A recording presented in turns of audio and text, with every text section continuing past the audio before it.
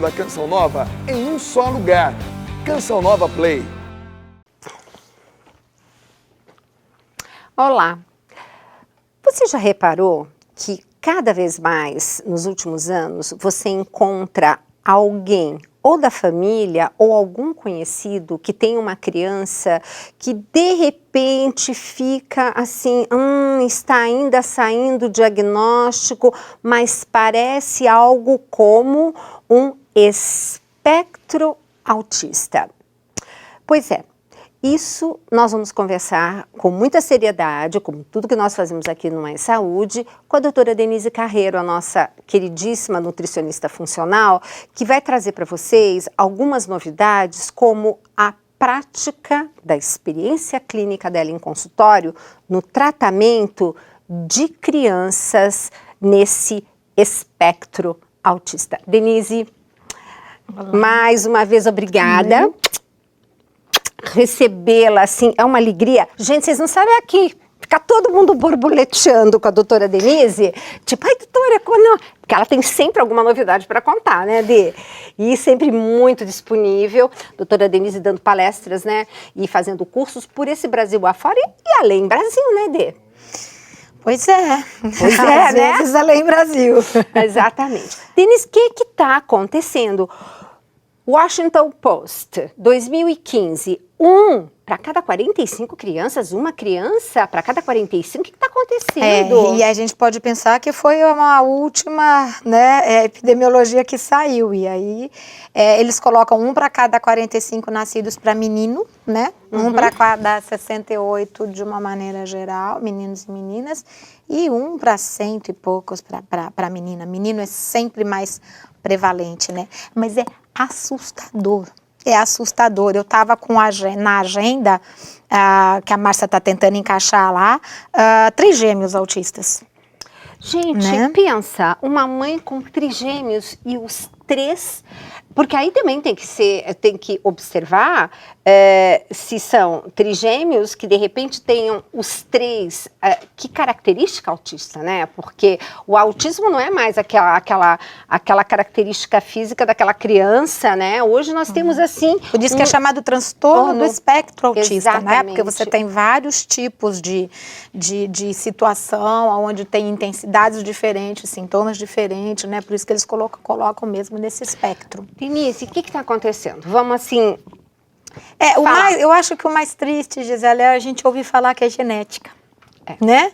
Porque assim, agora já se sabe o que causa. Genética, meu amor, como é que você pega na década de 60, 1 para 2.000 nascidos, agora você coloca 1 para 45 nascidos e considera isso simplesmente uma genética. E o pior, muitas vezes o pessoal fala assim, porque agora está se melhorando o diagnóstico. Pelo amor de Deus, não é? Então, não tem, mais do que isso, o que é comum na prática clínica? O paciente chega lá e fala, olha, ele tá, porque avaliou aqui, tá para fechar o quadro. Isso. Meu Deus, eu preciso de um nome. Né? Quer dizer, já está vendo que está com transtornos do neurodesenvolvimento, certo? Então você precisa dar um nome, para quê? Para dar um remédio? Eu preciso de um nome. Existe transtornos do neurodesenvolvimento, que antes de qualquer coisa tem que atuar aí para recuperar essa função. E mais do que isso, quando o paciente chega e a mãe chega falando para mim, olha, porque aí tá, se descobriu que ele tem esse transtorno do neurodesenvolvimento e que está, né, na pesquisa para ver se é ou não autismo, com 2 anos, com 1 ano e meio. Falo, sei. E como é que era antes? Né? Como é que veio esse processo? Normal. Comia de tudo, comia normal, estava falando, desenvolvimento normal, contato de olhos, né? Porque eu fico perguntando, e o contato de olhos? Normal. E estava falando, e estava se comunicando, e vamos, né? Não, tudo normal, tudo normal, tudo normal. De repente, começou a ter seletividade na alimentação. De repente, começou a perder o contato de olhos, né, e ter esse ou aquele comportamento, né, que muda de criança para criança. Bom, então não se descobriu com 1 ano e meio, com 1 ano e 8 meses, com 2 anos. Se desenvolveu. Ou seja, não nasceu autista. Ninguém nasce autista. Alguma coisa aconteceu nesse meio ambiente que deu início. É a história da genética, né? Nós temos predisposição genética. E o meio vai fazer com que esse gene se expresse ou não. Então, eu posso ter a genética para desenvolver doenças, né, neurocomportamentais, mas o meio vai fazer com que esse meio se expresse ou não, em todos os níveis. Exato. Mas o que se esquece, o que você não ouve falar, em nenhuma área, por mais profissional bam que seja, que nós somos feitos do que a gente põe dentro da gente.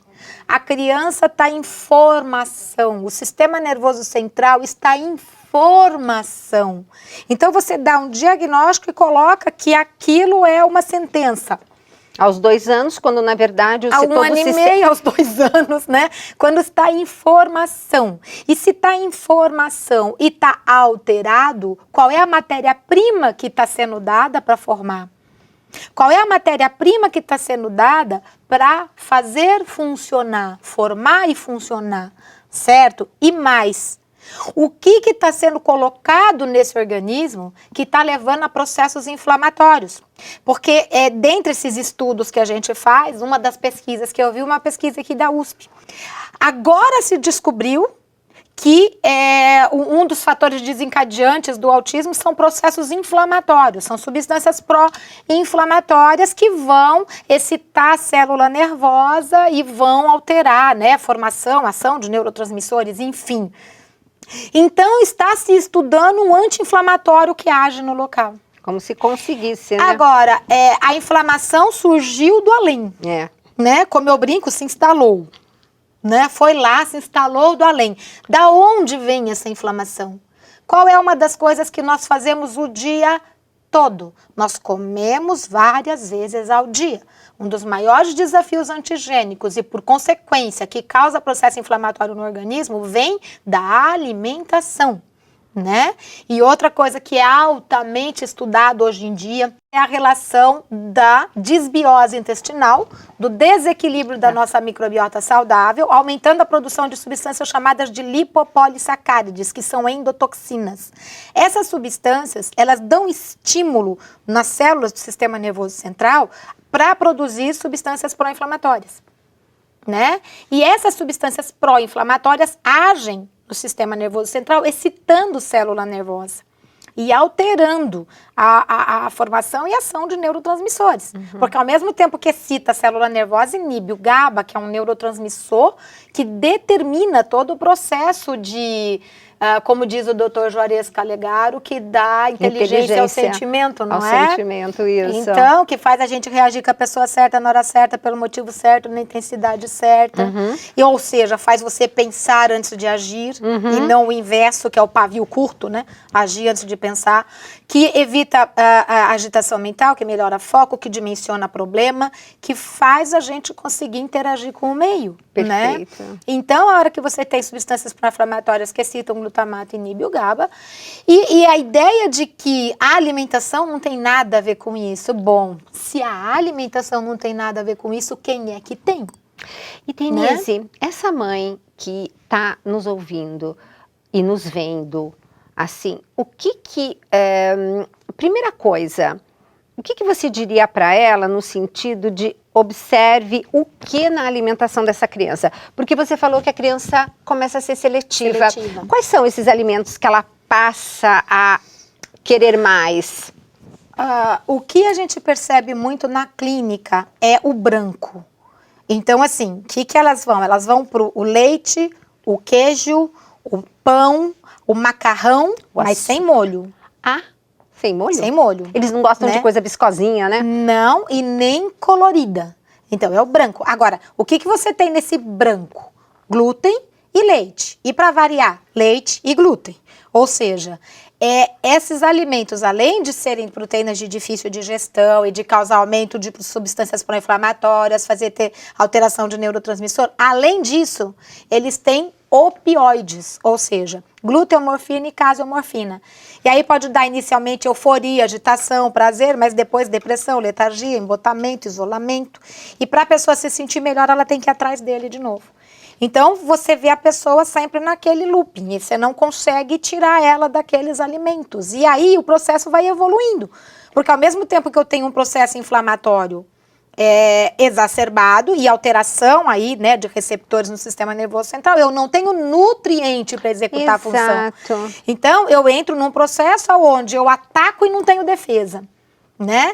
E aí, com certeza, o processo começa a se desenvolver. E a indústria vem colocando muito a relação do sem lactose. Não, você sai, né? assim, o paciente sai doutrinado. Eu faço um círculo, ó, metade gordura, porque se tem alguma coisa boa no leite, é a gordura que tira, Única coisa boa. Depois tem aqui o carboidrato, isso é ose, glicose, frutose, lactose, é o açúcar do leite. O problema não tá aí, gente, é a proteína do leite. E cai, não sei como é que a indústria faz. Mas faz uma lavagem, que às vezes eu fico 2 horas com o paciente explicando, o problema não é a lactose, é a proteína, porque causa isso, causa aquilo. Aí depois a pessoa vai, aí você recebe o e-mail assim, doutora, o queijo sem lactose pode?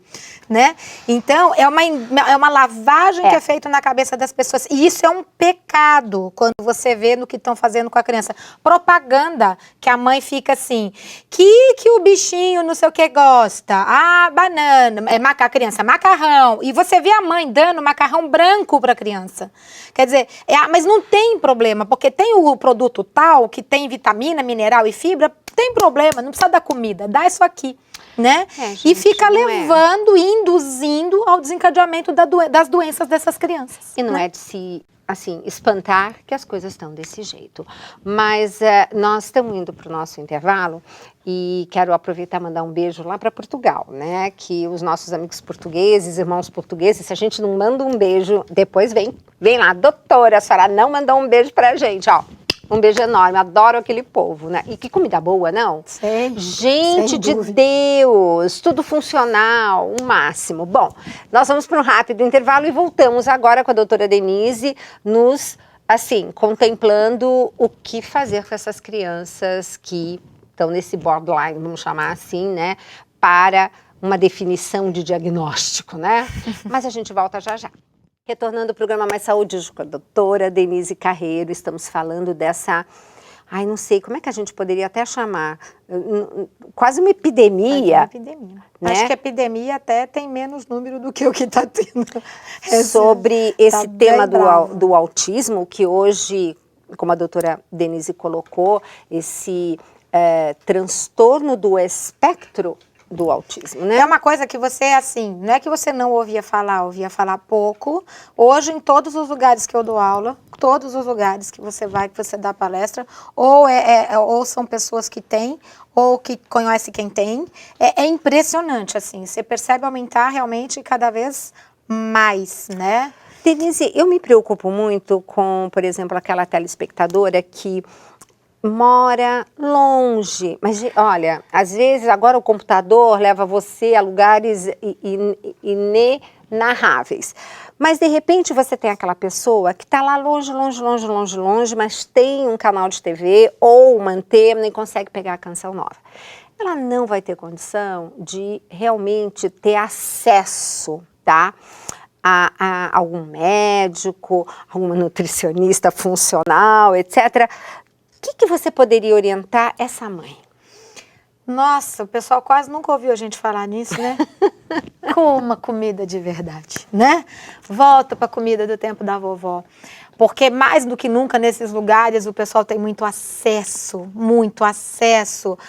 Eu acabei de vir agora de Cunha, que é onde mora a minha cunhada. Ela mora em Cunha? Ela mora em Cunha e assim, no quintal dela tá plantado tudo que você pode imaginar, assim. As coisas, bom, na minha casa, a árvore de Ora Pronobis está desse tamanho, a de Caputinha tá enorme. Né? Isso é casa em São Paulo, a gente planta em vaso, né? Então, comer comida. Porque você não vai ver uma criança desenvolver transtorno do espectro autista que coma comida.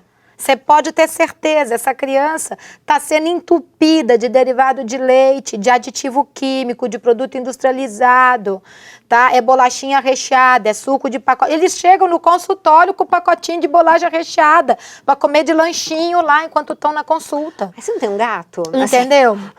Então, assim, não vai ter. A primeira coisa que você vai ver em crianças que desenvolvem transtornos do neurodesenvolvimento é distúrbios digestivos. Distúrbios digestivos e intestinais. Isso é clássico. Por isso que é muito comum nesses meninos terem ou ainda ter vermelhidão ou escamação na região da virilha. Por desbiose, por aumento de fungo. Fungo é uma das coisas que mais leva à hipoglicemia, a falta de energia para cérebro. Né? Então são crianças que comem muito doce, são crianças que consomem alimentos extremamente seletivos, que você não consegue dar uma fruta, um legume, uma verdura, e quando come é só banana. Mas tem um detalhe. Né? Ou ela só suco de laranja. Mas ela ficou assim porque antes não tinha legume, verdura, fruta, aquela coisa arada toda de comida do bem, vamos chamar assim. Aí ela começou a ter esse desenvolvimento e ela começou a ser seletiva. Muitas vezes isso vem da barriga da mãe. Ah, me conte. Não é? Porque o que acontece é que quando a mãe tá se alimentando durante a gestação e a amamentação, os sabores são passados para a criança. Viu? Né? E esses sabores que são passados para a criança vai fazendo a criança se acostumar com aquele paladar. Né? E, além de tudo, o estado nutricional adequado da mãe, ela não receber lá por... Né? Muitas vezes a gestação inteira, os tais dos endofolins ou dos ácidos fólicos. Gente, nós já falamos né? tanto. E que já tem estudos comprovando que essas substâncias não metabolizadas podem ser um fator desencadeante de autismo e de outros transtornos neurocomportamentais, né? Então eu preciso ter alimentação adequada, suplementação adequada, porque existe um imprint metabólico durante a gestação e que vai fazer total diferença. Tem estudos mostrando que o desequilíbrio de insuficiências nutricionais na primeira metade da gestação predispõe a criança a distúrbios neurocomportamentais. Né? Gente, é o que eu mais falei no bendito do livro da Nutrição, Saúde e Fertilidade sobre epigenética. E eu consegui explicar tão fácil a epigenética que uma moça que estava fazendo mestrado, ela me escreveu para dizer, nunca vi alguém explicar tão fácil uma coisa tão complicada. Então, gente, é assim, a gente pode ter uma genética, mas o meio ambiente, qual é o meio ambiente do bebê? A mãe. A mãe. Então, quanta coisa. Então, olha a importância, a gente podia fazer também uma matéria, Denise, da vida intrauterina, né? Não tem aquele negócio dos 1000 dias que falam tanto da criança. O problema dos 1000 dias, a importância, o livro Mães Saudáveis Têm Filhos Saudáveis, Não, eu coloquei sobre o programa dos 1000 dias, fertilidade, gestação, amamentação e introdução de alimento. Tá aí na telinha o site da doutora Denise, os livros são bárbaros, eu vou se você comprava todos, não, mas tem que ser livro de cabeceira, para depois você também compartilhar na comunidade, né? Porque isso é determinante. O que acontece nesses 2 primeiros anos determina o resto da vida da criança. Então, e às vezes, a mãe até, quando a mãe pode não comer, ela não come na gestação, às vezes não come na amamentação, mas ela acha que ela tem que dar para o filho. E ela vai dar. E o que acontece, ela pode até conseguir que a criança aceite, e às vezes a dificuldade já começa daí, né? Ela pode até conseguir que a criança aceite, mas por um período. Porque a criança começa a olhar o meio. Ela começa a olhar o meio, o que a mãe come, o que o pai come, o que tem lá. Não adianta, gente, não adianta querer que o filho coma verdura se a gente não come, né? Mas vamos para aquele momento especial com o Padre Eliano e nós voltamos já já. Olha que palavra que ele selecionou para a gente hoje, Denise. Então, minha saudação a todos aqueles que estão acompanhando o programa Mais Saúde, também a doutora Gisela Savioli. Nesse momento de espiritualidade, onde nós estamos sempre refletindo algum tema que nos ajude na nossa caminhada de fé, e nesse momento eu quero chamar a atenção sobre o texto do profeta Oséias, no capítulo 4, versículo 6. E a profecia de Oséias se expressa da seguinte forma: porque meu povo se perde por falta de conhecimento. Veja que interessante. Meu povo se perde por falta de conhecimento. Será que também, nesse processo da nossa vida, nós não nos perdemos em muitas coisas por falta de conhecimento? Por não percebermos os benefícios do conhecer, das várias formas de conhecer na nossa vida. Por isso eu quero chamar a atenção sobre isso. Conhecer a verdade faz muito bem à nossa alma. Essa busca do conhecimento. Nós conhecemos a nossa própria humanidade, nós conhecemos mais a Deus, nós buscarmos conhecer-nos uns aos outros. Essa é uma busca cotidiana, porque um outro risco que também todos nós corremos é nós nos acomodarmos com muita facilidade, buscarmos essa situação em que nós vamos cristalizando certas coisas, pensando que nós já conhecemos o suficiente, e isso faz com que nós não aprofundemos, nós fiquemos no raso, fiquemos numa realidade superficial. Por isso, essa afirmação é tão importante. O meu povo se perde por falta de conhecimento. Será que eu também não estou perdendo a minha saúde, perdendo realidades da minha família, dos meus relacionamentos, do meu trabalho, até da minha relação com Deus, por causa dessa ausência, dessa busca de conhecimento? Por isso eu quero provocar você nesse momento. Já que conhecer a verdade nos faz tão bem, gera em nós amadurecimento, gera em nós atitudes novas, faz com que nós tenhamos uma nova visão diante das situações, uma nova mentalidade. Tudo isso nós podemos desenvolver à luz dessa busca de conhecimento. Então, na verdade, uma coisa aqui é fundamental. Nós precisamos ter sede de conhecimento. Nós precisamos ter sede de buscar a Deus, tempo para conhecer, enfim, uma vida que não se acomoda nunca. Uma vida que realmente vive esse esforço. Uma vida que vive essa busca, que está sempre em busca. Que a sua vida possa ser uma vida realmente nessa dinâmica da busca. Aí sim você estará crescendo na fé e também crescendo como pessoa. Que Deus abençoe você. Obrigada, Padre Eliano. Sempre suas palavras tão sábias. Um beijo e muito obrigada pela sua disponibilidade. Denise, está acabando o programa. Qual é o recado final? Eu acho que o mais importante é entender que nós somos, sim, produto do meio e que o alimento tem as substâncias que determinam nossa formação e as nossas funções. Então, nunca acredite se alguém falar para você que a alimentação não tem nada a ver com isso. Eu tenho inúmeros casos no consultório que em 4, 5, 6 meses você faz a criança voltar à normalidade, só dando a matéria-prima certa. Olha tá? Que bênção. Então, eu tenho certeza, é um processo que na prática clínica você não tem dúvida do quanto você pode fazer com que essas crianças voltem a um processo de desenvolvimento normal. Infelizmente, não são todos os casos. Depende do tal do imprint metabólico. E depende também, quanto mais cedo a gente conseguir, melhor. Melhores chances. E lembrar, realmente, né, nós somos feitos do que nós pomos dentro da gente. Exatamente. Denise, super obrigada. Deus abençoe você, sua família. Ai, que o Espírito Santo continue te iluminando muito. Todos já é nós. super iluminada, mas que continue iluminando muito para você saber cada vez mais, para poder passar mais coisa pra gente poder compartilhar. Trocar informação. Exatamente, com os nossos telespectadores. Gente, super obrigada pela audiência. Obrigada, Denise. Eu que agradeço. Um beijo grande e até o próximo Mais Saúde.